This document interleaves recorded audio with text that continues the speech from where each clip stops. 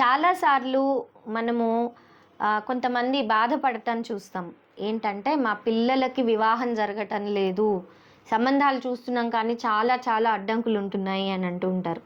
అయితే ఇక్కడ మరి మీరు గుర్తుపెట్టుకోవాల్సిందేంటి అంటే, మీ ఇంటి ఆగ్నేయము, మీ ఇంటి దక్షిణ భాగము, అలాగే మీ ఇంటి వాయువ్యము, ఈ 3 ప్రాంతాలే కాకుండా మీ ఈశాన్యము, వీటిల్లో ఎలాంటి వాస్తు దోషాలైనా ఉన్నాయా అనేటువంటిది ఒకసారి మీరు చెక్ చేసుకోండి. ఒకవేళ మీ ఇంటి ఆగ్నేయంలో ఏదైనా ప్రాబ్లం ఉన్నట్లయితే అది పెళ్ళిళ్ళు కాకుండా, సకాలంలో మంచి సంబంధాలు రాకుండా, అంటే ఏ సంబంధం వచ్చినా సరే అది ఎక్కడో ఏదో ఒక లోపం, అంటే అబ్బాయికి ఉద్యోగం సరిగ్గా ఉండకపోవటం, అమ్మాయి కొంచెం మాట దురుసుగా ఉండటం, ఇలాంటి రకరకాల కారణాల వల్ల ఆ సంబంధం అనేటువంటిది చేయి దాటిపోవటం అనేటువంటిది మనం చాలాసార్లు గమనిస్తూ ఉంటాం. కాబట్టి ఇదేంటి అనంటే, ఎప్పుడూ కూడా ఆగ్నేయం అనేటువంటిది శుక్రాధిపత్యం. కేవలం అగ్నిదేవుడే కాకుండా అక్కడ శుక్రుడికి కూడా స్థానము, బలము ఉంటుంది.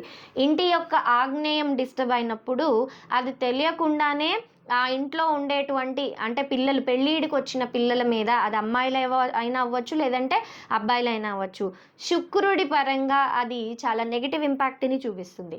అదేవిధంగా దక్షిణం యమస్థానం అయినప్పటికీ అక్కడ కుజుడి యొక్క ప్రభావం చాలా ఉండటం వల్ల దక్షిణంలో కనుక ఎలాంటి దోషాలు ఉన్నట్లయితే కుజుడి ప్రభావం అక్కడ చాలా నెగిటివ్గా ఉండటమే కాకుండా అది వివాహాల మీద కూడా ప్రభావం చూపిస్తుంది.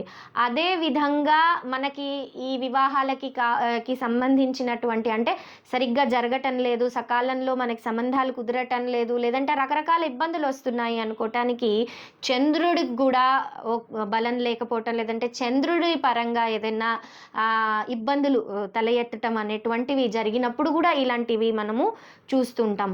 కాబట్టి చంద్రుడి యొక్క స్థానమైనటువంటి వాయువ్యం, అంటే వాయువ్యము వాయుదేవుడికే కాకుండా అక్కడ చంద్రుడికి కూడా ఆధిపత్యం అనేటువంటిది ఉంటుంది.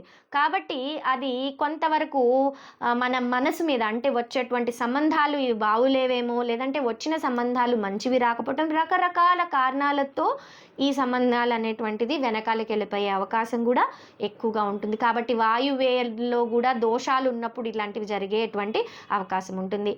ఆగ్నేయము, దక్షిణము, వాయువ్యము ఈ 3 కాకుండా ఈశాన్యము అంటే గురువు యొక్క స్థానము, అసలు మనకి బలాన్ని ఇచ్చేది అది. కాబట్టి ఈశాన్యంలో కనుక కూడా ఏమన్నా ఇబ్బందులు తల ఎత్తినప్పుడు ఇలాంటి ఇబ్బంది వచ్చేటువంటి అవకాశం ఉంటుంది. కాబట్టి ముందు మీ ఇంట్లో పెళ్ళిళ్ళు కావట్లేదు, పిల్లలకి ఏదన్నా ఇబ్బందులు ఉంటున్నాయి అన్నప్పుడు మీ ఇంటి యొక్క ఆగ్నేయాన్ని, దక్షిణాన్ని, వాయువ్యాన్ని, అదేవిధంగా ఈశాన్యాన్ని ఒకసారి వాస్తు కన్సల్టెంట్స్ని, ఎవరినైనా కంపిటెంట్ వాస్తు కన్సల్టెంట్స్ని పిలిపించి ఒకసారి చెక్ చేయించుకోండి. వాస్తుపరమైనటువంటి లోపాలు ఈ దిక్కుల్లో ఉన్నప్పుడు ఇలాంటి ప్రాబ్లమ్స్ అనేటువంటివి తలెత్తే అవకాశాలు చాలా ఎక్కువగా ఉంటాయి.